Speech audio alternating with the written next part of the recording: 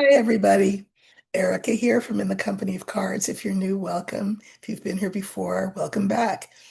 If you like what I do here, which is to use Lenormand for our political prediction and commentary, social prediction and commentary, then I would love it if you would like, share, subscribe, hype, all of that stuff. So thank you. I often forget to say that, but I remembered this time. So this will be brief. I wanted to make an announcement, and I'll make the announcement in the beginning, and then I'll make it again at the end of the video so you don't forget. And then there will be an issue that I'm going to look at. Okay, so I have loved doing the free readings for people. And so, what I decided that I'm going to do is I'm going to make it a weekly thing, but not here. I'm going to make it a weekly thing over on Substack for my paid subscribers. It costs $5 a month to subscribe over there. I write there on Tuesdays, so that's where you can read my work. But also on Sundays, I will be doing free readings for an hour. It's a way smaller community, as you can imagine, than YouTube. And so the likelihood of you getting a reading is way higher if you go over there and you want a free one. But at any rate, we've all had a long week. I feel it just energetically. So I thought what I would do is tomorrow, which is Saturday, I will do my once in a blue moon free reading thing here on YouTube for an hour. And that's going to be I wrote down the time and then I forgot what I said. Um,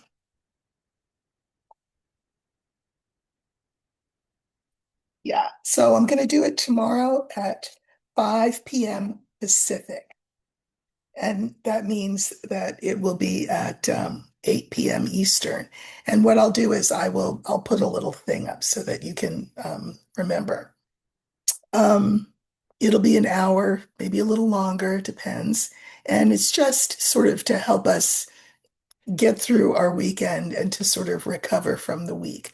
So you can bring any questions that you like, political, cultural, social, personal. I'm not a doctor, I'm not a lawyer, I'm not a financial planner. So bearing that all in mind, just bring your questions. Tomorrow, that's 8 p.m. Eastern, 5 p.m. Pacific. And I will do this here once in a very blue moon. My hope is that you will migrate over to Substack, where I will be doing it every week. I will vary the time of day that I do it because, um, you know, some days are better for people here in the States and sometimes are better for people who live in Europe or Australia or where I have viewers. So I want to be respectful of that and give them a chance as well. So you will find me every Sunday, starting this Sunday, over on Substack. If you look for my name on Substack, you'll find me. Um, so just look for my name and you have to be a paid subscriber in order to get a reading on Sunday. Tomorrow I will read for all comers here and again I will put the notice of that up so that you'll know. Okay. Then the issue that I thought I would look at today is the last 2 weeks in July for the felon. I looked at his June, and that was interesting. I pulled tarot cards, and then I pulled three clarifiers in Lenormand. This time we have just 2 weeks remaining. Today's the 17th. So 2 weeks left in the month. So what I did is I pulled a single tarot card for each week. I haven't turned them over yet. And I have not pulled yet the Lenormand, but I will pull the Lenormand clarifiers in a minute. So we know that the felon, has had a not very good week. Um, We know that his address last night, which was meant to last, what, 90 minutes, ended up being 29 minutes, I think it was. We know that he was very angry that NBC and ABC would not cover the, or CNN, none of them covered his speech live. So he's pretty mad about that and wants to yank everybody's license. Okay, whatever. We know that he blamed basically China, uh, Venezuela. I had mentioned Venezuela. But we also know that there were a lot of feet put in mouths last night. Basically, his own administration acknowledged that there was no proof of any such, um, you know, people voting who shouldn't have voted. That that that it's it's a red herring. It's ridiculous. We also had confirmed from his own camp that Russia meddled in the election, but it was to help him in 2020. So his speech fell flat. Um, again, he is very upset, very angry, and that's never a great thing because, again, cornered rat analogy, it always makes him lash out all the harder. Uh, But of course, I'm just curious as to how he will be doing these next 2 weeks, health-wise, psychologically, all of that. So this will be quick. So I haven't turned these cards over, but let's look at week one. So that takes us from tomorrow, let's say the 18th, through the 24th. And I have the Tarot of the Abyss here, and the card is the Seven of Cups, which is very interesting. I find it particularly interesting because this was the card that popped up for me when I did my most recent Substack piece. So in this card, usually you'll see all these cups, and there's all kinds of tempting things in the cups. And there's a figure in the foreground who's clearly confused as to what to pick. It's just too many choices. And this is kind of like that. We have a figure, the seven cups are on the bottom, but their head is in the clouds. And they're not thinking at all clearly. So this will be his state of mind in that first week. Um, the Seven of Cups is about illusion, delusion, being seduced by everything, having too many choices, and not the wherewithal to make an actual choice. He's got a lot of things coming at him between the war, the inflation, what, I mean, everything coming at him, this election stuff, everything is coming at him. These two nominees who may or may not get through, um, he's got a lot going on. It's a lot to juggle. So I'm going to pull three Lenormand cards just to clarify that this next week for the felon. Okay. So if his head is all a swirl, the clarifiers are the mice, the lily, and the tower. Um, watching the news, these cards make sense to me. He is really scared. He is scared about being indicted once he leaves office. He is scared of the party losing in the midterms, which will make him really powerless at that point. He is he is scared that people will stop doing his bidding. He's really, really scared. I always tell you that this is a beautiful card, the lily, and it has many lovely meanings. But tonight, the costume that it wears is the costume of the doddering old man who is not in his right mind and who is feeling isolated and lonely. Very interesting. So I think that will be his vibe moving forward, that people are going to start stepping to him. People in his own party are going to start stepping to him and asking him for more proof of things or more decisions, like how are you going to get us out of Iran, et cetera, et cetera. I think people are going to start being more demanding. He even got flack from Republicans about his speech last night. So he is scared. He is feeling, I'm going to say, impotent, but I don't mean in that Viagra kind of way. I mean relatively powerless. And we know when narcissists feel relatively powerless, that's a signal to them to go out of their way to exert their power, to make people know who's who and what's what. So expect that from him. All right, so that is that next week coming up. Now we have the last week in July, and let's see what that tarot card is. Okay, it's the Three of Pentacles.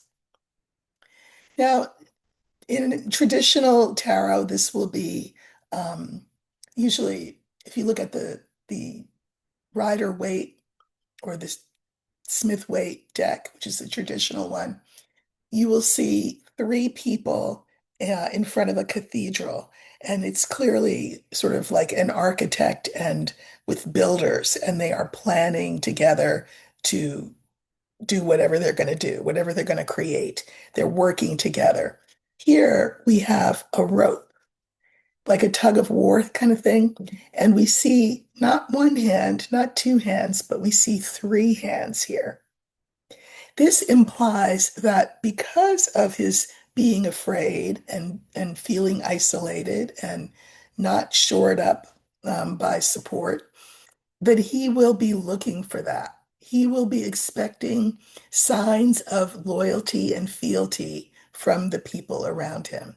He needs help. He can't pull this rope all by himself. To date, he has always thought that he could, that all he had to do was just issue a mandate and it would be done. But it's not like that anymore. So he will want in the last week of July assurance that people are on his side, that people are willing to pull their weight to help him in whatever it is that he wants to do. So let's look and see what the how the Lenormand will clarify that.